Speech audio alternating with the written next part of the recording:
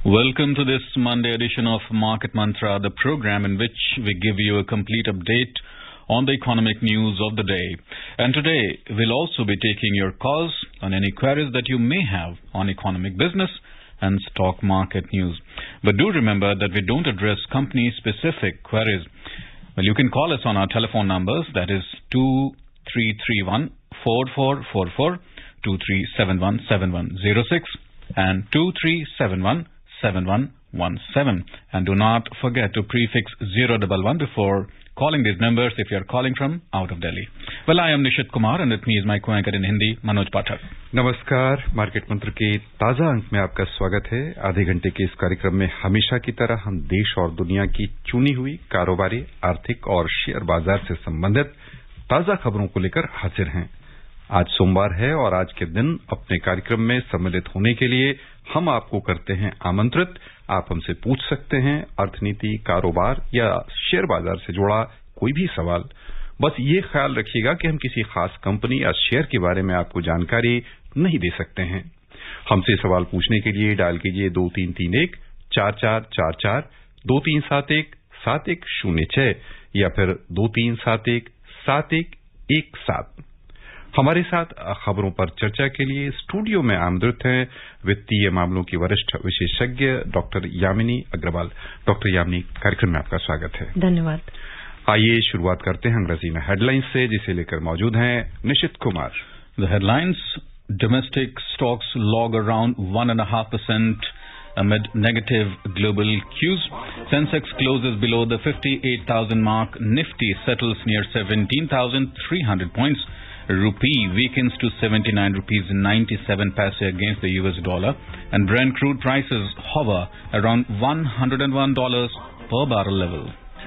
अंतर्राष्ट्रीय बाजारों से कमजोरी के रुख के बीच घरेलू शेयर बाजार में गिरावट। प्रमुख सूचकांक लगभग 1.5% नीचे आए।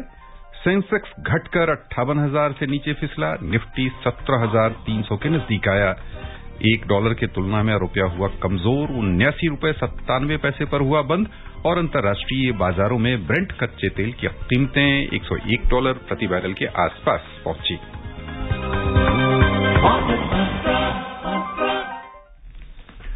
घरेलू शेयर बाजार में आज बिकवाली का दौर आरंभ से ही देखा गया। वैश्विक शेयर बाजारों से नकारात्मक संकेत मिला और निफ्टी और सेंसेक्स दोनों लगभग 1.5% नुकसान के साथ बंद हुए। सेंसेक्स 58,000 के स्तर से नीचे आ गया, जबकि निफ्टी भी 17,300 के आसपास बंद हुआ। कारोबार के अंत में बॉम्बे स्टॉक एक्सचेंज का सेंसेक्स आज 861 अंक यानी 1.46% की गिरावट से 57,973 पर बंद हुआ। उधर नेशनल स्टॉक एक्सचेंज का निफ्टी 246 अंक यानी 1.4% नुकसान के साथ 17,313 पर आ गया। सेंसेक्स और निफ्टी पैक की तुलना में विस्तारित बाजार में छोटी और मझौली कंपनियों का प्रदर्शन अपेक्षाकृत थोड़ा बेहतर रहा। बिकवाली यहां भी हुई, लेकिन सेंसेक्स और निफ्टी पैक की तुलना में कम। बीएसई मिड कैप इंडेक्स 0.8% घाटे में रहा, जबकि स्मॉल कैप इंडेक्स में 0.57% की गिरावट हुई। The Sensex and the Nifty today plunged around 1.5%. Both stocks indices fell amid negative cues from the global share markets. The Sensex finished below 58,000 mark, while the Nifty settled near 17,300 level. The Sensex declined 861 points or 1.46% to finish at 57,973, while the Nifty fell 246 points or 1.4% to end at 17,313. And in the broader market at the Bombay Stock Exchange, the mid-cap index dropped 0.8% and the small-cap index ended 0.57% down. In the Sensex pack, 6 companies posted gains while 24 logged losses. Maruti climbed 1.6%, Asian Paints gained 0.6% and Nestle India rose 0.5%. On the other hand, Tech Mahindra tumbled 4.6%, Infosys plunged 3.9% and Wipro declined 3.1%. In the sectoral indices at the Bombay Stock Exchange, 3 sectors gained while 16 logged losses. FMCG sector gained 0.4% and oil and gas index added 0.2%. On the other side, IT sector fell the most as it plunged 3.3%, followed by tech index, which tumbled 3.1%. The overall breadth of the Bombay Stock Exchange trade was negative, as shares of 1,403 companies gained, while 2,106 fell. Shares of 194 companies remained unchanged. हमारे साथ कई श्रोता phone line पर हैं। हम आग्रह करेंगे कि आप कुछ पल और बने रहिए। हम आपको पहले जानकारी देते हैं विदेशी मुद्रा विनिमय बाजार की, उसके बाद आपसे बातचीत का सिलसिला शुरू करेंगे। अंतर बैंकिंग विदेशी मुद्रा बाजार में $1 की तुलना में रुपया आज 10 पैसे कमजोर हुआ, $79.97 पर बंद हुआ। उधर दुनिया की 6 प्रमुख मुद्राओं की तुलना में डॉलर की स्थिति दर्शाने वाला सूचकांक अंतर्दिवसीय कारोबार में 0.05% बढ़कर 108.86 पर समाचार तैयार किए जाने तक चल रहा था। And we are joining by our first caller, Pawan. Pawan, welcome to the show. नमस्कार सर। नमस्कार सर, मेरे 2 सवाल हैं। एक तो ये है कि मेरे पिताजी के अकाउंट में मैं नॉमिनी हूँ और मेरे पिताजी एक्सपायर हो चुके हैं और उनका सारा पैसा एग्रीकल्चर का है। ओके। तो अगर वो पैसा मेरे अकाउंट में आता है तो क्या उस पे जो ब्याज लगेगा उस पे मुझे इंटरेस्ट देना पड़ेगा? वो TDS कटेगा क्या मेरा? ओके। और दूसरा सवाल ये है कि मैं उसको कहाँ इन्वेस्ट करूँ? जी देखिए, आपके पास जो पैसा आएगा और आप अगर उसको निवेश करते हैं उस पर जितना भी इंटरेस्ट आपको मिलेगा उसके ऊपर वो टैक्सेबल होगा, क्योंकि जो इंटरेस्ट इनकम्स हैं वो टैक्सेबल होती हैं। निवेश की बात जहां तक करें, वो आपके लॉन्ग टर्म या शॉर्ट टर्म गोल्स पे डिपेंड करेगा कि आप के क्या ऑब्जेक्टिव्स हैं और आप उन्हें कैसे प्रायोरिटाइज करते हैं। अगर आप लॉन्ग टर्म इन्वेस्टमेंट्स में जाना चाहते हैं तो सिक्योर इन्वेस्टमेंट्स में पोस्ट ऑफिस के इन्वेस्टमेंट्स आते हैं, ऐसे ही बैंक्स की FDs आती हैं जिनमें आप निवेश कर सकते हैं। अगर आप जो है शॉर्ट टर्म इन्वेस्टमेंट्स में जाना चाहें तो आपके पास शेयर्स भी हैं। अगर आप कुछ क्वालिटी स्टॉक्स में निवेश करते हैं तो लॉन्ग टर्म रह सकते हैं, जिसमें भी आप शेयर्स में निवेश कर सकते हैं। म्यूचुअल फंड्स भी एक अच्छा ऑप्शन है जिसके अंदर आप निवेश कर सकते हैं। हमारे साथ गुरुग्राम से हैं संजीव जी। संजीव जी, स्वागत है आपका, सवाल पूछिए। Namaste, madam. My question is regarding ETFs and mutual funds. Like in the mutual funds, whatever the dividends that is given into the stock will reflect as NAV. But in case of ETF, how this is factored into the NAV? And also the second part of this question is like when there is a volatility, like excess demand or excess sell-off, how the ETF NAV is maintained or the pricing is maintained? So is it just like a bid and buy, or is it something else that controls the NAV? That's my question. See, when we talk about exchange traded funds, they are just like mutual funds. The funds are basically traded on the exchange, so that is why they are called exchange traded funds. The overall funds corpus, which will define the NAV, will decide upon what dividends are supposed to be paid. Also, when we talk about exchange traded funds, when we look at the trading funds, it will depend upon how much has the fund really gained over the period of time. That will decide the dividends for you. आइए चलें शहडोल मध्य प्रदेश। हमारे साथ सुभाष हैं phone line पर। सुभाष जी, स्वागत आपका, सवाल पूछिए। नमस्कार मार्केट मंत्रा टीम और यामिनी जी मैडम को। मैंने ये सवाल सैटरडे को भी किया था तो थोड़ा अनआंसर्ड रह गया था, तो मैं किससे पूछना चाह रहा हूँ जी कि मैंने इस साल जो रिटर्न भरा है उसमें मेरा रिफंड आ रहा है, लेकिन ना मेरा 2 साल का पुराना इन्होंने आउटस्टैंडिंग डिमांड निकाली है। उसमें क्या है सर, फाइनेंशियल असेसमेंट ईयर 2009 में 2 सेक्शन में डिमांड निकाली है, सेम मतलब डिमांड, तो क्या ये जस्टिफाइड है? दूसरा चीज मैं जानना चाह रहा था कि ये जो डिमांड रिफंड से कटेगी या मेरे को अलग से भरना पड़ेगा, क्योंकि एओ ने 26/8 को लिखा है कि demand is correct and collectible. तो मेरे को इसके जानकारी थी, क्या एक ही फाइनेंशियल ईयर में असेसमेंट में 2 डिमांड 143(1) में भी निकाल दी उन्होंने, 143 में भी निकाल दी? जी देखिए, जब आप अपने इनकम टैक्स फाइल करते हैं उसके बाद वो असेस होती है। असेस करने के बाद आपको जो है उसके असेसमेंट के बेसिस पे वो डिमांड निकालते हैं। जब भी आपका कोई वो आती है, डिमांड आती है, तो आपको उस डिमांड को पूरा करना होता है पेमेंट के साथ। रिफंड से नहीं कटता वो।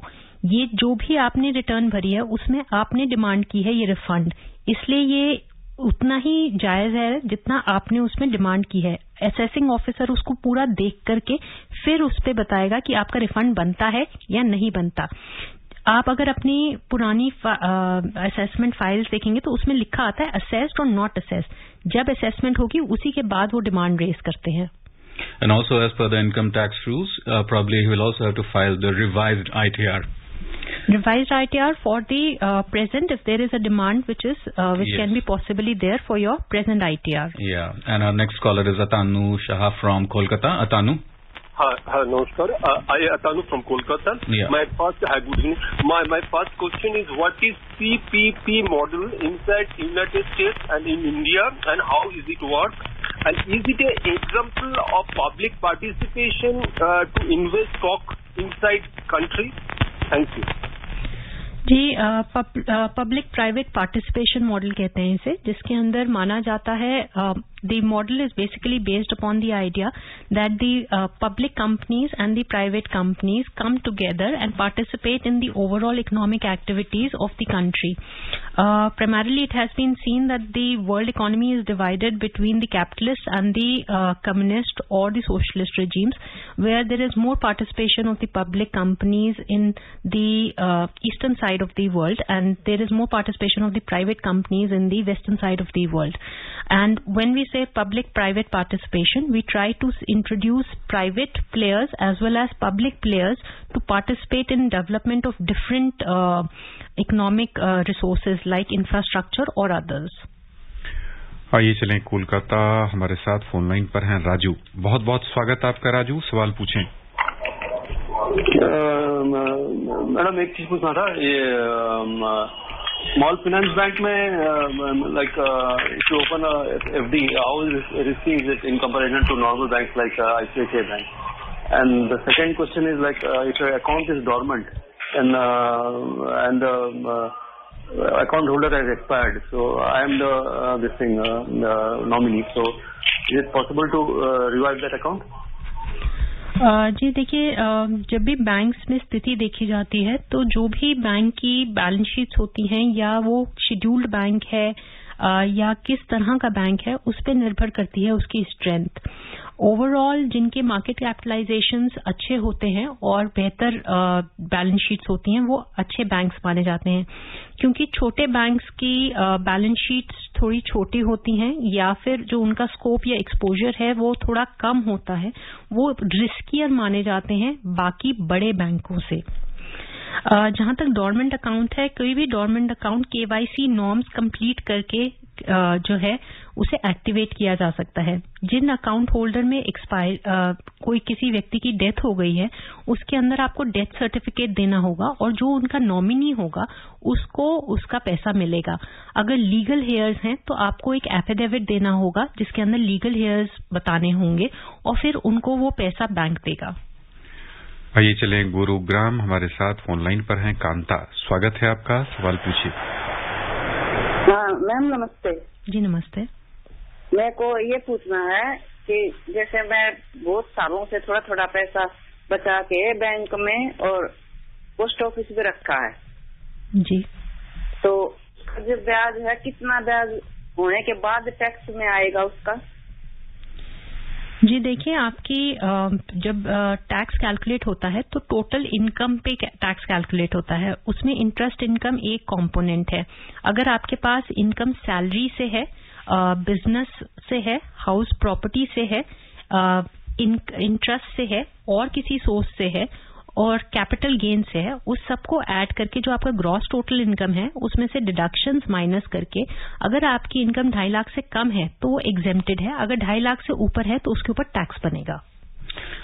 Well, it's time to slip into a quick commercial break, but do stay tuned in because we have lots of coming up on the other side. उपभोक्ताओं तक पहुंचने का सुलभ और सस्ता माध्यम है आकाशवाणी। आकाशवाणी के विभिन्न केंद्रों से कीजिए अपने उत्पादों और सेवाओं का प्रचार विज्ञापनों के माध्यम से। लोकल और राष्ट्रीय स्तर पर कीजिए अपने बिजनेस का विस्तार, क्योंकि आकाशवाणी में विज्ञापन बुकिंग हुई बहुत ही आसान। अब घर, दफ्तर या दुकान पर बैठे बैठे आप कर सकते हैं विज्ञापनों की बुकिंग। डायल कीजिए 8700014244। 4242। नंबर एक बार फिर नोट करें, 8700014242।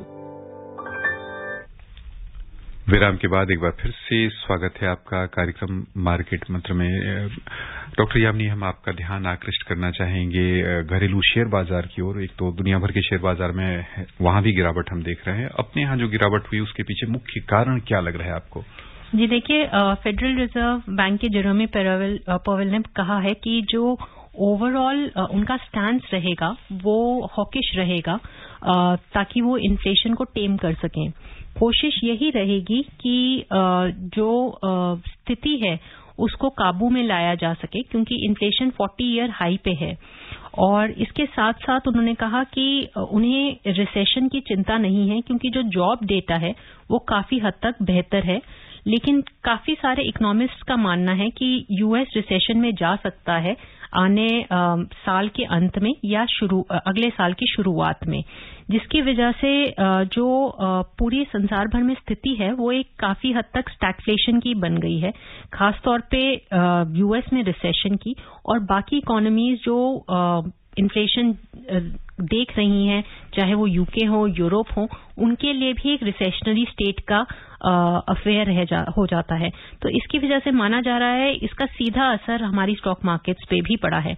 दूसरा असर जो देखने को मिला है, क्योंकि फेडरल रिजर्व ने कहा है कि वो इंटरेस्ट रेट्स हाइक करेंगे, तो अभी तो डिफरेंशियल जो है काफी हद तक जो है फेवर में ही रहा है भारत के, क्योंकि हमने देखा है कि एफआईआईज का रिन्यूड इंटरेस्ट रहा है भारत के अंदर। पर क्योंकि अगर वो बढ़ाते जाते हैं और उसे 3.75 और 4% के लेवल पे लाते हैं, तो इंटरेस्ट डिफरेंशियल बढ़ जाएगा 225 बेसिस पॉइंट से भी, जिसका खासा असर एफआईआई के फ्लोज पे पड़ेगा, जो आउटफ्लोज में कन्वर्ट हो सकते हैं, क्योंकि अगर इंटरेस्ट रेट डिफरेंशियल बढ़ता है। Next caller is Prakash from Delhi. Prakash, welcome. नमस्कार जी मार्केट मंत्रा टीम को, मैडम को भी नमस्कार। जी नमस्कार। मैडम, मेरे का एक ही क्वेश्चन है इनकम टैक्स के रिलेटेड। मेरे को 20-25 दिन पहले एसएमएस आया था कि assessment year 14-15 rectification under section 154 has been process and will be sent by mail. मुझे अभी तक मेल नहीं आया, 20-25 दिन हो गए, लेकिन 14-15 की रेक्टिफिकेशन के इतने साल पुराने अभी भी होती है। मैंने कुछ याद नहीं कि मैंने कुछ अप्लाई किया था रेक्टिफिकेशन के लिए। जी, अगर आपने अप्लाई नहीं किया तो हो सकता है कि वो एक स्पैम मैसेज हो। वो इस बात पर निर्भर करता है कि आपने रेक्टिफिकेशन अपनी इनकम टैक्स रिटर्न में भरी थी या नहीं भरी थी। यूजुअली असेसमेंट्स इतना डिलेड नहीं होती, क्योंकि आजकल जब भी आप देखें आपने इनकम टैक्स फाइल की होगी तो उसी से इमीडिएटली वो आपको प्रोसेस करके बता देते हैं कि फाइल जो है वो प्रोसेस हो गई है, तो इतना ज्यादा समय नहीं लगता। पर अगर आपने फाइल की है तो ये हो सकता है उसका मैसेज हो। And Prakash, you can also call this income tax toll free number, that is 1-800-103-0025, and another number is 1-800-419-0025. This is Income Tax Department's toll free number. You can call in these numbers and inquire about your status, about your income tax return or rectification, whatever it is. आइए चलें गुरुग्राम, हमारे साथ phone line पर हैं भारत भूषण। स्वागत है आपका, सवाल पूछिए। Madam, I had invested 4 lakhs into 3 years, 12 lakhs from 2009 to 2012. This was a pension fund, life stage pension policy in ICICI Prudential Life. Now, over a period of last 12 years, this fund value has become 24 lakhs. Now they instead of giving me the pension, monthly pension, they want me to invest in another Saral pension policy. Now my question is that the difference in the fund value 24 lakhs minus 12 lakhs, will this attract capital gains tax, or will it have some indexation on the capital gains? Or they had in the brochure given a benefit of 1010A. So I do not understand what 1010A is. जी देखिए, जो pension policies होती हैं उनके ऊपर capital gains नहीं लगते। पर जहां तक आपके पैसे का सवाल है, उसके अंदर अगर ये पेंशन पॉलिसी एक पर्टिकुलर परसेंटेज आपको पेंशन में पे करती है और बाकी परसेंटेज आपकी एन्युटी में लगाती है, तो उसके अंदर कैपिटल गेन्स नहीं लगेंगे। बट अगर सारी आपको रिटर्न होता है पैसा, तो उसके ऊपर आपको गेन्स लग सकते हैं। Next caller is Narendra Chhabra from Faridabad. Narendra ji. Yes, मेरा एक क्वेश्चन है मैम। जैसे सैलरी से मेरे को इनकम है और उस पर मैं टैक्स दे रहा हूँ, और शेयर से मेरे को लॉस है, क्या मैं अपने उस लॉस को सैलरी इनकम से सेट ऑफ कर सकता हूँ? जी बिल्कुल। अगर आपके जो टोटल इनकम आप कैलकुलेट करते हैं, उसमें आपके इनकम्स होती हैं सैलरी, बिजनेस या कैपिटल गेन्स, अदर इनकम्स, उन सभी इनकम्स को आप क्लब करते हैं और फिर उसके ऊपर टैक्स देते हैं। अगर कहीं पे लॉस होता है तो पहले आप बिजनेस इनकम से उस लॉस को जो है सेट ऑफ करते हैं और फिर आप बाकी इनकम से कर सकते हैं। हमारे साथ कई श्रोता फोन लाइन पर हैं। हम आग्रह करेंगे कुछ पल हमारे साथ बने रहिए। हम आपको लिए चलते हैं वैश्विक बाजारों की ओर, उसके बाद आपसे बातचीत करेंगे। सबसे पहले नजर डालते हैं एशियाई शेयर बाजार पर, जहां चीन को छोड़कर अन्य प्रमुख बाजारों में आज गिरावट दिखी है। निवेशकों के समर्थन से चीन का शंघाई कंपोजिट इंडेक्स 0.1% लाभ में रहा। जापान के निक्की 225 सूचकांक में 2.7% की बड़ी गिरावट हुई। दक्षिण कोरिया का कोस्पी भी 2.2% लुढ़क गया। सिंगापुर का स्ट्रीट्स टाइम्स इंडेक्स 0.8% घाटे के साथ बंद हुआ। हांगकांग के हिंगसेंग में 0.7% की गिरावट हुई।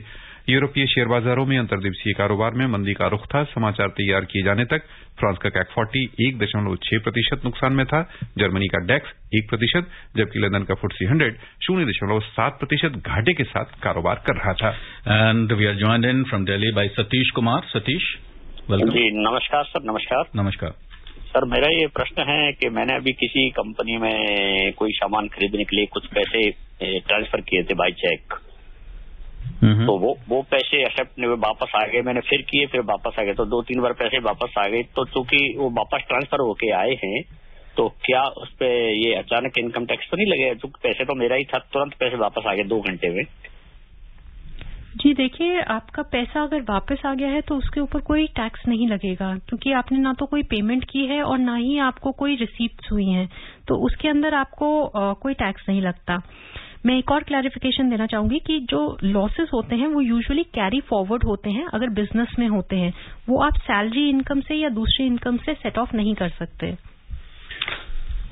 Well, Yamini, drawing your attention back to domestic markets, some time back we were talking about the US Fed kind of trying to be that hawkish and also trying to raise the rates more.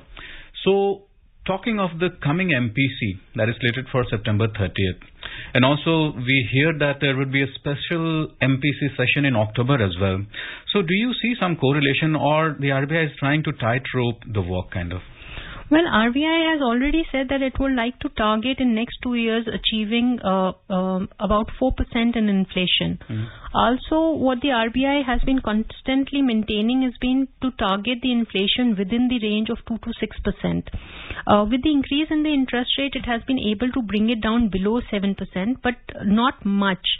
The crude oil prices will play an important role in the pressurizing the inflation into the economy.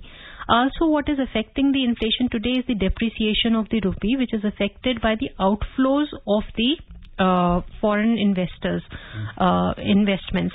So these two factors, one is depreciation of the rupee and the crude oil prices, are playing an important role in terms of our inflation pressures. RBI would continuously monitor the situation. The third factor which will play an important role is the commodity prices. Recently, it has been known that the sown area for the kharif crops has been lower. As a result, there can be a pressure on the prices of many of the staple foods, including rice as well as wheat. So that will also affect the markets in terms of the commodity prices. So that can push up the inflation. So in those circumstances, I do believe the RBI can raise interest rates. But as some time back we talked about the US data, the employment data, they are sitting pretty comfortable with that. But what about the Indian market, the Indian economy? Are we that comfortable as in not to fall in that trap of raising the rates? Well, if we look at the growth rate of the economy, it is pretty much above 7%, about 7.2% according to RBI and 7.5% according to IMF. So the growth rate is pretty positive, and we've reached the pre-COVID levels prior to pre-COVID levels of all activities in terms of moving and recovering. So that has helped the economy. But when we talk about inflation continues to pressurize the economy, and that needs to be contained because that puts a burden on the poorest of the poor. Well, we would like to provide some additional information about the income taxing. Someone was asking some time back, but here we would like to give our listeners additional information that under Section 1010A of the Income Tax Act, any commuted pension or accumulated pension in lieu of the monthly pension is fully exempt from tax. These days, there has been this trend of commuting the pension.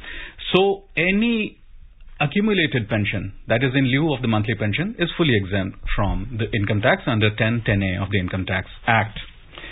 And now moving on to oil. Oil today logged modest gains amid reports of potential OPEC Plus output cuts and conflict in Libya. Brent crude was trading at $101.30 per barrel, while the WTI crude prices were at $93.55 per barrel. हाँ, ये चले नोएडा से हमारे साथ phone line पर हैं अनिल कुमार। अनिल जी, स्वागत है आपका, सवाल पूछिए। नमस्कार जी। जी नमस्ते। नमस्कार जी। नमस्कार। हाँ, मेरा नाम अनिल कुमार जैन है, मैं नोएडा से बोल रहा हूँ जी। मैंने 2020-21 की जब रिटर्न भरी तो सारा रिटर्न मेरी ठीक थी, परंतु चलान मैंने था ना, चाहे उसमें चलान की डेट गलत डाल दी, इसमें 21 की जगह 22 लिख दिया, तो वो मेरी डिमांड आ गई वहां से। जैसे ही डिमांड आई, मैंने रेक्टिफिकेशन डाल दिया, फिर उन्होंने कहा कि दोबारा रिटर्न भरो, मैंने दोबारा रिटर्न भर दी। अब उसने उसके ऊपर इंटरेस्ट की पेनल्टी लगा दी, वो कहाँ तक संभव है? जी देखिए, वो टैक्स की पेनल्टी, आपको टैक्स जो है एडवांस टैक्स पे करना होता है जब आपकी इनकम्स होती हैं। अगर आप एडवांस टैक्स ना पे करें और सेल्फ असेसमेंट टैक्स बाद में पे करते हैं तो वो पेनल्टी बनती है। तो आपने चलान तो जब रेक्टिफिकेशन में भरा तो उन्होंने वो उसको कंसिडर कर लिया, पर जिस डेट पे आपने भरा होगा तब तक का जो टैक्स बना होगा, जो आपको भर देना चाहिए था एज एडवांस टैक्स, उसके ऊपर जो पेनल्टी होगी वो आपको वो कह रहे होंगे पे करने के लिए। आइए अब चलें सर्राफा बाजार। मल्टी कमोडिटी एक्सचेंज में आज सोने और चांदी के भाव में नरमी देखने को मिली है। अक्टूबर में आपूर्ति किए जाने वाले सोने का मूल्य अंतर्दिवसीय कारोबार में समाचार तैयार किए जाने तक 225 रुपए घटकर 51,010 रुपए प्रति 10 ग्राम पर चल रहा था। उधर सितंबर में आपूर्ति की जाने वाली चांदी 690 रुपए सस्ती होकर 54,090 रुपए प्रति किलो के स्तर पर चल रही थी। अंतर्राष्ट्रीय बाजारों में ध्यान दें तो न्यूयॉर्क मर्केंटाइल एक्सचेंज में अंतर्दिवसीय कारोबार में सोना मंदी के साथ $1,738.60 प्रति औंस पर था। चांदी भी कमजोर होकर $18.47 प्रति औंस पर चल रही थी। बस यहीं पर श्रोताओं की ओर से आपका डॉक्टर यामिनी बहुत बहुत धन्यवाद। जी धन्यवाद। And before we close, here is a reminder of the headlines once again. Domestic stocks log losses of around 1.5% amid negative global cues. Sensex closes below the 58,000 mark. Nifty settles near 17,300 points and rupee weakens to 79 rupees and 97 paise against the US dollar, and Brent crude prices hover around $101 per barrel level. इसके साथ ही हमारा आज का कार्यक्रम अपने अंतिम चरण में पहुंच चुका है।